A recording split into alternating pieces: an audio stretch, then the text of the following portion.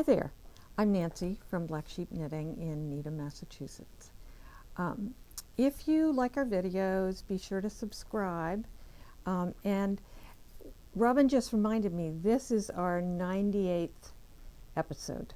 So go back and check us out because we have tons of information there, and you should never be in need of a new project because we introduce new projects all the time. So if you're searching for something that we recommend or that we've done before, look back. You know, while you're knitting, look at our videos, or not while you're knitting. But I hope people like them. I think they're fun to do. Anyway, so subscribe, and so we're on number 98, and then in our next episode will be 99, and then our 100th. And maybe we'll do something special. We'll see. So I just got back from Vogue Knitting Live, which was, I was there for 2 days. It was just a blast. There are 2 floors full of vendors, and by vendors I mean people selling hand-dyed yarn, big yarn companies, people selling knitting notions. There was even somebody trying to get people to buy some kind of face cream, which I let them put it on me, but I didn't like it. And it was terribly expensive. But it was a good chance to catch up with friends, hang out with some friends, and to see the vast array of sweaters and shawls and scarves and cowls and things that people had done. And I parked myself on a chair just outside one of the floors and just watched people to see what people were wearing. And it's really inspiring. I love doing that. I managed to buy some nice yarn, and some of it I'm thinking of bringing into the shop, which is one of the reasons I go. And one of the other fun things they had was several fashion shows, and they were like Amy from La Bien-Aimée was showing off her yarns. There was Katia, which is a Spanish company. We have their cotton merino, and they had some beautiful things. Rowan had beautiful things. So that was a lot of fun, and I really recommend, even if you can just go down, take the bus or take the train to go for a day, it's worth going. It's a lot to see, and if you do it for 2 days, it's more fun because you can kind of go back and revisit. So I usually make one pass through, and then I go back again, and then maybe even a third time to see what I might have missed. There are lots of ideas. The vendors have lots of samples, which I find one of the best things about the show, because you get to see several things made up in these yarns, and you get great ideas for things to make in the future. One of the fun things they have every year is their fiber artists who do installations there. And there was one group who had done an installation of, I can't remember if it was the subway or it was a street, and they had all kinds of really interesting fiber kinds of things. There was another woman who, if you follow me on Instagram, you'll see a picture of it, who crocheted this huge sign that said Vogue Knitting, and it was big open crochet, and it was all in black and white. And then she had yarn there, and people could crochet. Maybe I can get Robin to put this in the video, a picture of it. They crocheted different colors to put into the spaces. She had stars and different things, and in the Vogue Knitting Live logo that or the letters she had crocheted. Anyway, that was very cool to see. They had another huge wall. It was an anniversary, and now I can't remember which it was, of Kid Silk Haze. So Rowan did a whole wall, and if you follow people, you might be able to see, some people posted it on Instagram. It had a whole wall of all of the colors they've ever had, which was beautiful. And had I really thought about it, I should have had somebody take a picture of me standing in front of it. But a lot of other people did, so you might be able to see that. So I recommend going to any kind of fiber venue, whether it's a small fiber show or something big like, and I'm not telling you to not buy yarn here, because of course that's my business, but it is fun to look at other yarns and buy some yarn from other places. But you know, there are big venues like Rhinebeck and Vogue Knitting Live, but there are other smaller things that you can go to. Next weekend is Spa Weekend, and I can't remember if there's another name to it, but it happens in Freeport, and I might find myself there, which is a smaller venue, and there are vendors there, and there's a lot of spinning. A lot of spinners go to it, and there usually is a big room with people just spinning yarn, and I think there are other things that go on. In Freeport, Maine, I meant. And there are a couple of yarn shops there to visit. So things like that are a lot of fun if you have extra time or you want to get away for a day. Look for these types of things like yarn festivals. You can find a list of them and retreats and things like that on the internet, and the website is Knitter's Review, I think is what it's called, and they list all the things all over the world, actually, so you can pick and choose. You can see things to go to. There are Knitter's retreats that are always fun, and we've done them and may do them again, but that's a great kind of thing to get involved in. And if you want to travel somewhere and don't really want to go on your own, you can go to one of these and you'll make friends instantly and have a great time. So I wanted to show you what I'm currently working on, and this is called Autumn Square, and it's a pullover, and it might be hard to see, but I can show you the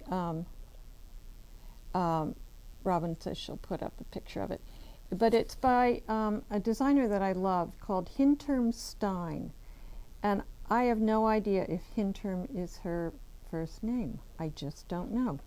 Anyway, I'm doing it in a fingering weight with a mohair held together. So this is hedgehog fibers, and this is Isayer silk mohair. And this is the beginning, and it's a really, really interesting construction. So you start, this is part of the sleeve, and eventually, so this goes down the shoulder, this part, and then you pick up stitches eventually here for the sleeve, and it goes longer. But you have several provisional cast-ons with this. And when I get it finished, I'll show you exactly how it goes. But I have one more here to release and pick up stitches to create this stockinette band. But I thought this goes down the shoulder and like so. And then eventually you pick up, I'm not doing this very well, but you pick up stitches right here for the rest of the sleeve.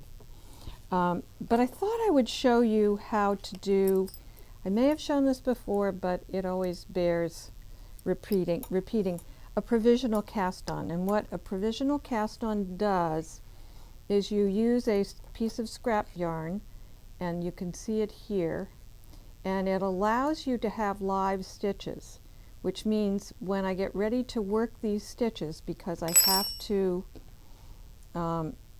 now make this stockinette section, I can take these, because it will go right here, these will come off this gray scrap yarn, and the stitches will go onto my needle. So I'll have live stitches there, so I don't have to go through picking up stitches, plus you don't end up with that kind of seam that can show when you pick up stitches. So what you'll do is get a crochet hook and make a slip knot, put that on your crochet hook, and the size of the crochet hook is not critical, but you want the size needle that you're going to use here, and your tail is here, and your working yarn comes around the back of the needle, and your crochet hook grabs it and pulls it through the slip knot on your crochet hook. Then it comes back around the back, and you grab it again and pull it through, and you can go back around again. So I'm holding my crochet hook here, and the yarn goes around the back of the needle. You grab the yarn and pull it through the loop on your crochet hook. And so I'm back again, and as you can see, I have on something completely different because we had a little snafu in our video after I was showing the provisional cast on. So that was the provisional cast on I was doing for the autumn square sweater.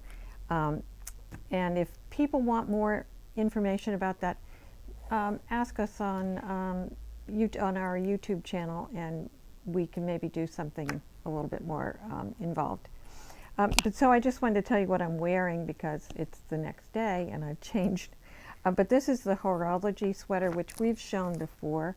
It's a Kate Davies pattern, and it has these beautiful, I'm not going to turn around, but you can see the beautiful cables in the back.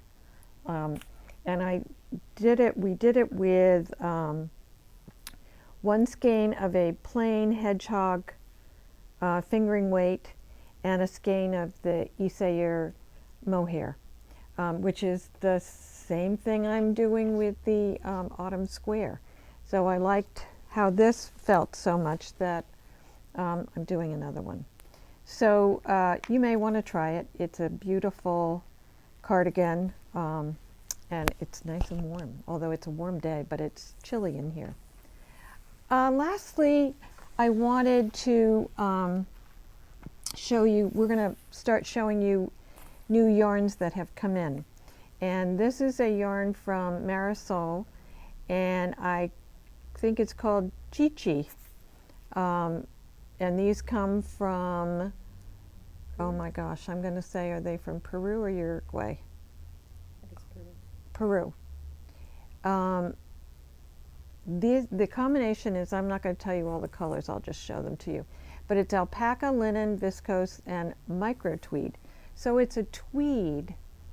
And this combination of linen and alpaca is a great spring, summer, and fall fiber. It's nice and soft, and it has this great tweedy look to it. So these are the colors that we have in the shop. So we have quite a few, and they're online. So here are some other, and the combinations of them together are quite beautiful. And finally this pink. So I'm going to show you, we have a couple of free patterns. This is a wonderful box pullover hoodie, and does it have an actual name to it? The Juana or Juana hoodie sweater. Though I don't know how to pronounce that, I don't speak Spanish. But I thought it was a really fun piece, and you could even make it a little longer and make it a, you know, something you'd throw on after the beach. And the hoodie is really, I think, just makes it. And then another sweater, this is also a free pattern called the Dueña cardigan. And so those of you who speak Spanish can see, but this is the cardi. And I think this is just a great transitional piece. And a good thing to wear in the summer. I want to make one so I have it to wear in here when the air conditioning is on and I'm cold. So those are, that's a new yarn. We have others, and I'll be showing them to you in the next few weeks. And lastly, I wanted to switch over and show you Agnese, who is sitting here. You can take your mask off if you like, Agnese. So I'm working on my socks from Stephen West. Year of socks or year in the socks. So each month there is one pattern coming out. And this was the first one on December. So so I'm a little bit behind. There are a couple more already out. So yes, and you can use all your ends, leftovers, as you can see, my bag. So I'm using all these yarns here, and it's one color at a time, so you don't have to knit color work. It's just mixing one and another one, so it's easy.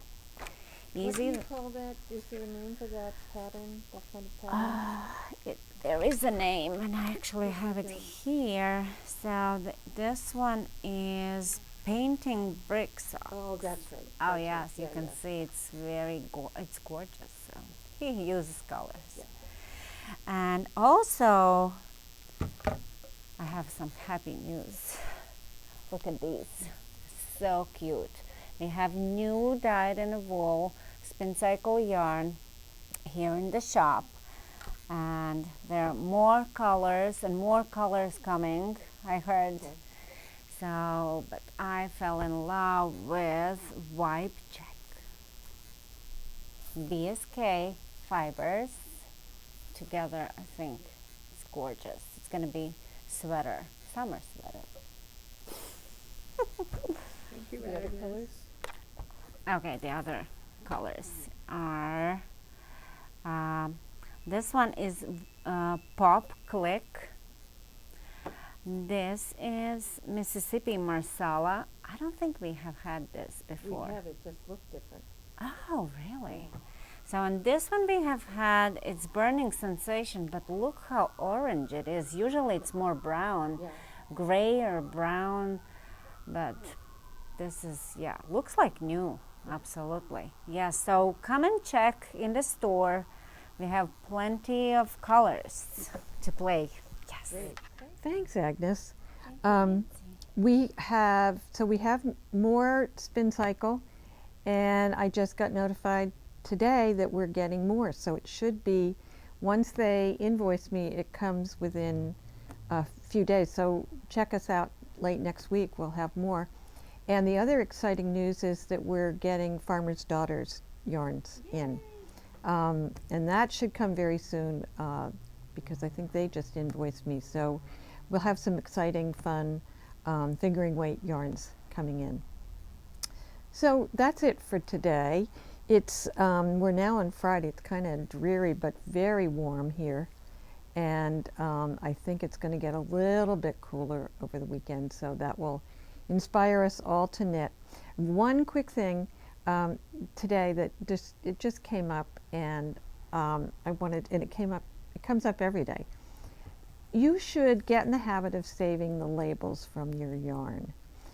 And what I would recommend is, here's your pattern, put it in a plastic sleeve, and throw in the labels of the yarns that you're using. Because people come in, and we had someone come in, and we luckily could find it. She didn't have the label any longer. We could find it because we could look up her record in our system. However, if you got it from another store, or for some reason we didn't enter your name in when we sold you the yarn, we wouldn't have a record of it. But it's a great idea to just throw it in here. Do not throw it in the waste can, because then when you run out of yarn and you need to come to the store to get more yarn, you can say, I have the yarn here, here's the dye lot, can you match it? And this woman who came in yesterday, luckily, like, she should have bought a lottery ticket that day, because we had the same yarn and the same dye lot. And it was different from what she thought it was, but we tracked it down through our records. So do keep those. It's really important. Helps you, helps us. So have a wonderful week of knitting, and we'll see you next time. Bye.